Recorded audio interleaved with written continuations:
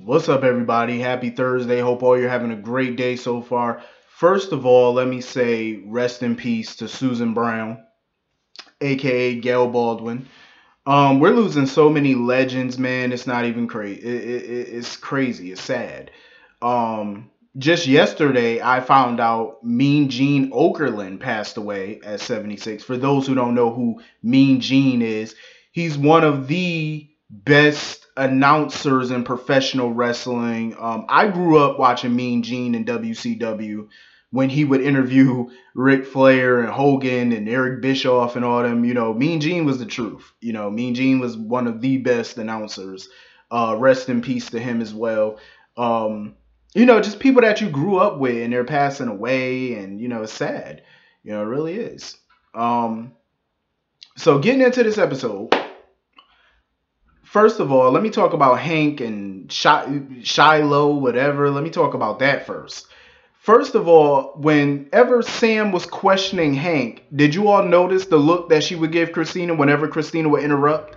Like, she looked at Christina and her eyes, to me, kept saying, shut the fuck up. That's how she was looking at Christina. Because Christina just kept defending this guy. Nobody was attacking him. You know what I mean? Sam was asking him questions anyone with common sense would ask. You know what I mean? She was asking valid questions.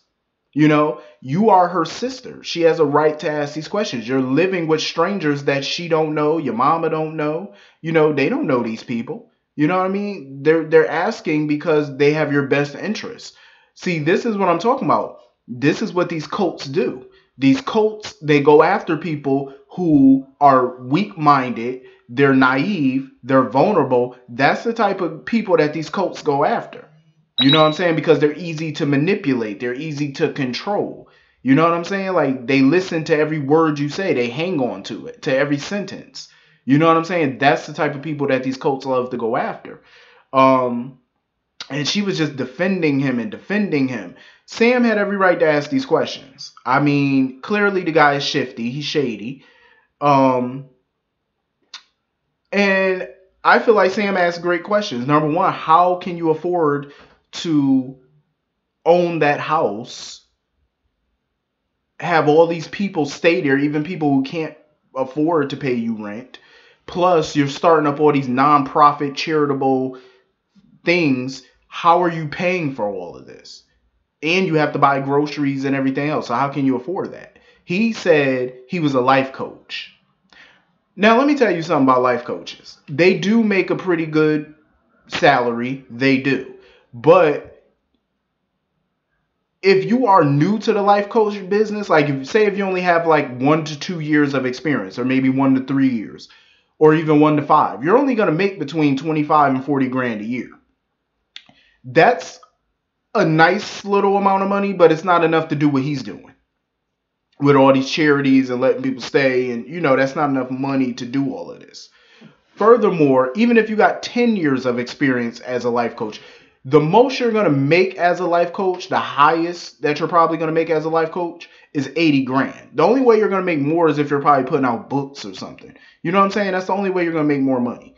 There's no way this guy is just making money from being a life coach. There's no way he can afford to do all this just from being a life coach alone. There's no way. No way. I do believe he's lying, of course. Everything out his mouth to me seems like a lie. And it was so funny because he mentioned new identities and stuff like that. And I don't think it was a coincidence he mentioned that in front of Sam. He's definitely I believe, behind what's going on with Sam. I do believe that he is. I have that sinking feeling that he's definitely behind that. It's becoming obvious. Even if I'm wrong, I don't know. Maybe they're just throwing out a red herring, but I got that vibe from him that he definitely know who Sam is. The way he was looking at her, and he definitely know. And Sam and Jason are not fooled by him. They're definitely not. They know something is up with him. They know he's full of it. He's full of a lot of manure, and they know it. That's what's good about Sam and Jason, though, because they know how to read people. They're not naive when it comes to people. And I'm disappointed in Christina because I do agree with a lot of you in the comment section who said, with Sunny as her dad and Alexis as her mom, you would think that she would have more common sense. She would know how to read people better and not be so naive. But, Obviously, common sense has skipped a generation, clearly. But his days are numbered. Hank's days are numbered because Sam and Jason are on his ass. They know about him and they're definitely going to keep a close eye on him. And I'm pretty sure they're going to do a background check on him. Oh, there's no way they're not. They're gonna try to find out whatever they can about this man. I know it. Um, so moving on from that, Marcus. We starting the new year off already with some bullshit. First of all, Marcus, I understand he's jealous. He's upset about Mike and Yvonne's closeness. I totally get it. I understand. My issue with Marcus is he's not a very understanding person, though. He's not willing to bend on anything. He's not understanding. And then that little shot that he threw at Stella, telling her, oh, my wife and our relationship, my life is none of your business. You lost that right a long time ago. When he said that, I figured it out right then and there. He's still bitter. He's still bitter because Stella. He's still a bitter Betty because Stella chose to raise Curtis and his brother instead of marry Marcus. He's still bitter about that. I feel honestly by watching it today, I do feel like Stella dodged a bullet with Marcus by not marrying him. He just seems like he's unwilling to compromise. He's not willing to understand anything. You know what I'm saying? Like, how could you not understand the decision that she made? She made a sacrifice for her family. Her family, she chose her family over you. You know what I'm saying? You can't really be mad at that. Her sister needed her. Her sister needed her to help raise those kids because she was doing it obviously by herself and she needed the help. You know, how could you not sympathize with that? How could you not understand that? You know what I'm saying? And the mere fact that he's still upset about something that happened probably damn near 40 years ago, like, are you still upset about that? She did what she had to do for family. You know what I'm saying? Like, you're still bitter about that after all these years, over 30 years, and you're still mad about that? You should have some compassion and you should understand why she made the decision that she made. It wasn't an easy decision for her to make, but she did what she had to do for family. And I totally get that. I don't understand why he's not so, understanding of it. Like, he just, like a dog with a bone, like, he just won't let go. Like, at all. So, in my opinion, she dodged a very big bullet with that fool. Why would you want to marry somebody who's not willing to compromise, who's not willing to bend on anything, who's not understanding, compassionate? Why would you want to marry somebody like that? You dodged a bullet. You know what I mean? That would have been 40 years of misery, in my opinion. That's like if you want to buy a new couch and he wants a checkered pattern couch, but you want something more classy and he's not willing to compromise.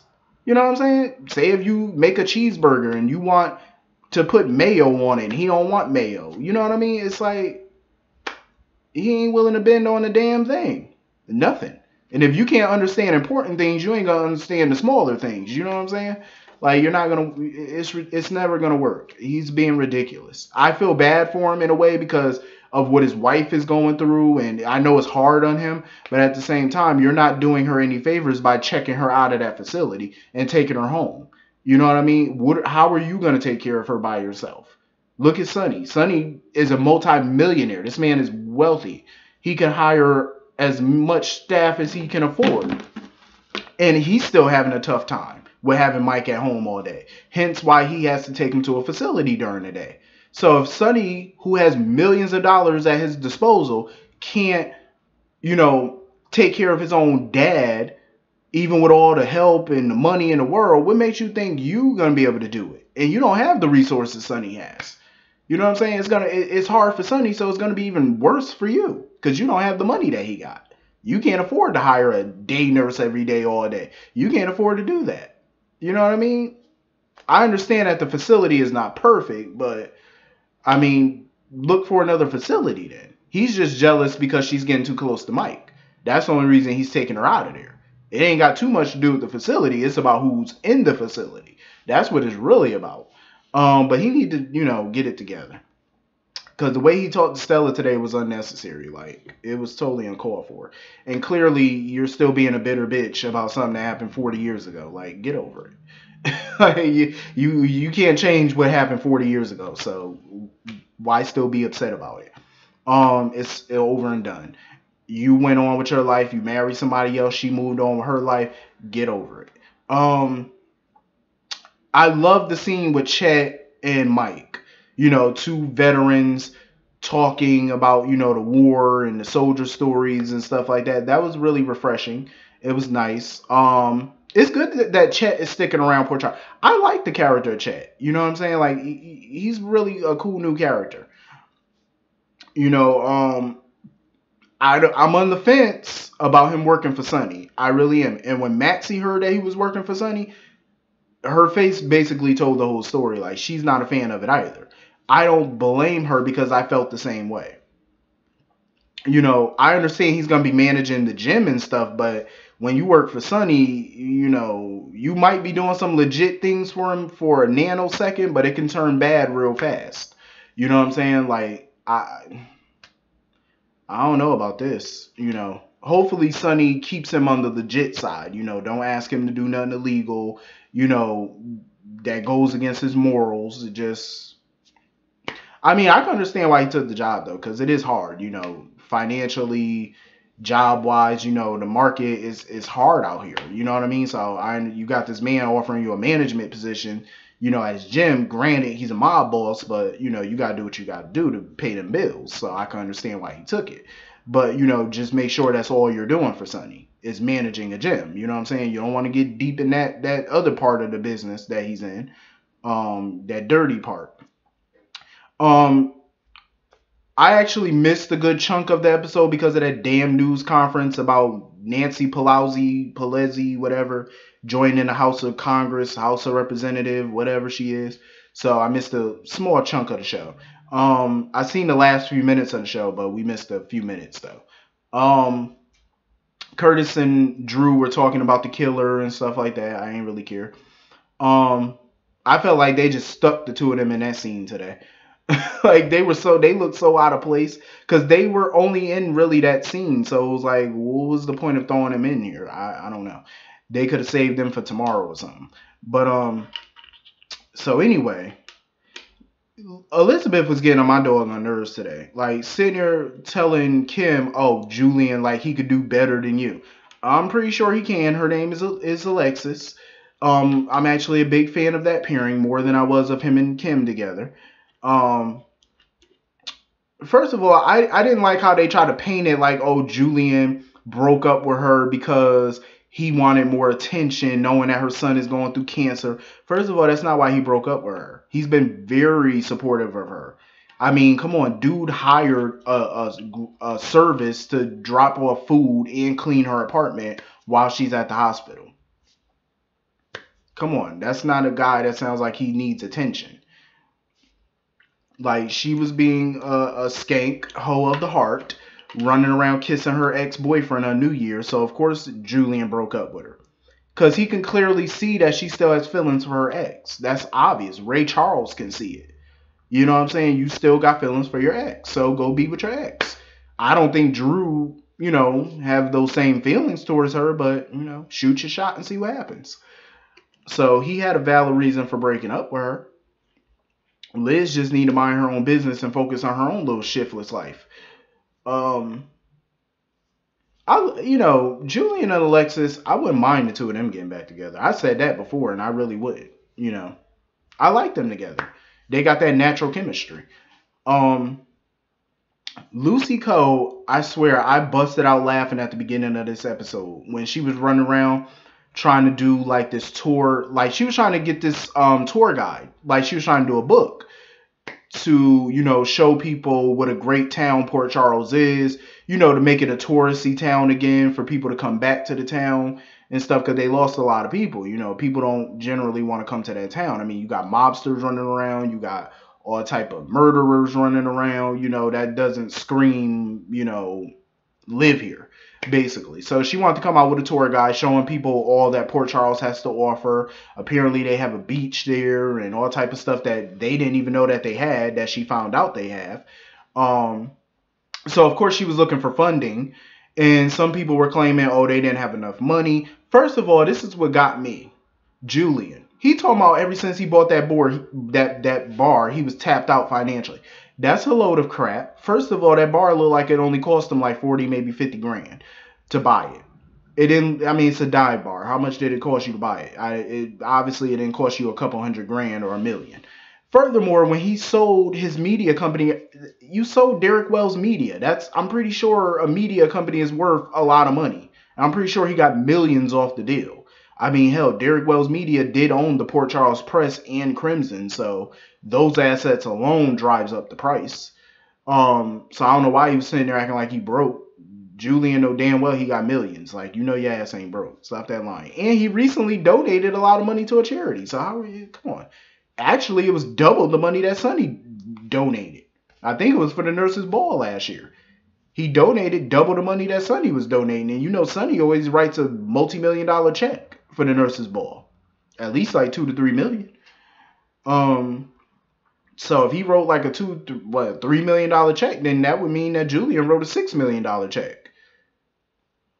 You know, you're doubling. So anyway, Alexis was basically saying all her money was tied up in her retirement, her 401k. First of all, people have this notion that Alexis is rich because she's a Cassadine. First of all, the majority of all of the Cassadine estate initially went to Nicholas. He got Cassadine Industries, Windermere. Well, him and Stefan bought Windermere in 1996, but he got most of the assets. He got everything. Alexis renounced her Cassadine heritage. She didn't want nothing from the Cassadines. So Alexis is far from rich, but she's comfortable financially. She's just not wealthy. You know, she's not multi-millionaire or nothing like that, but I'm pretty sure she's probably worth close to $1 million. You know, Sam got a little money, but Sam was like, she don't have the money to invest because most of her money is wrapped up in, you know, the kids' trust funds and stuff like that, you know, the kids got. So that's where the money is. It's for the kids. And she didn't want to jeopardize their future, which I understand totally. See, that's a good parent right there. You know what I'm saying? Liz. And the reason I mentioned Liz is because y'all remember years ago, she got a hot stock tip or whatever on some investment. And she went to Diane to use Cameron and Jake's trust fund money that Jason set up for them. And she blew all of the money. So now her kids don't have a trust fund now. All because of her dumb ass. Idiot. That was just a stupid move. Like, you know, I probably would have invested a part of the trust fund, but she invested all of the money. I said, are you a fool? You don't invest all of it. You invest some of it, not all. Are you insane? Stocks are very jumpy. You know what I'm saying? Like, stocks are not reliable. I'm just saying, like, that's a bad move.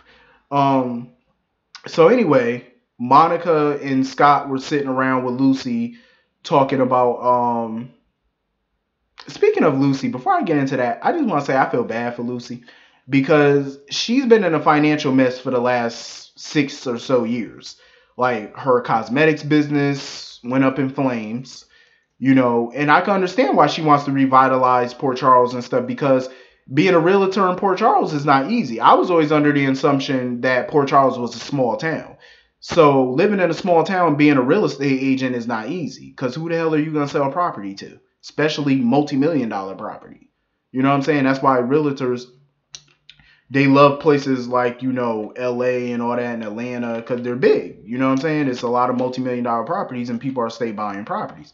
But in Port Charles, that's going to be a tough, you know, in a small town, it's tough. So she's still having financial trouble. That's why she's trying to revitalize Port Charles and get more people to come back there. So that way her real estate business could, you know, her money could get back up, her commission and stuff. I don't blame her though. You know, you gotta do what you gotta do.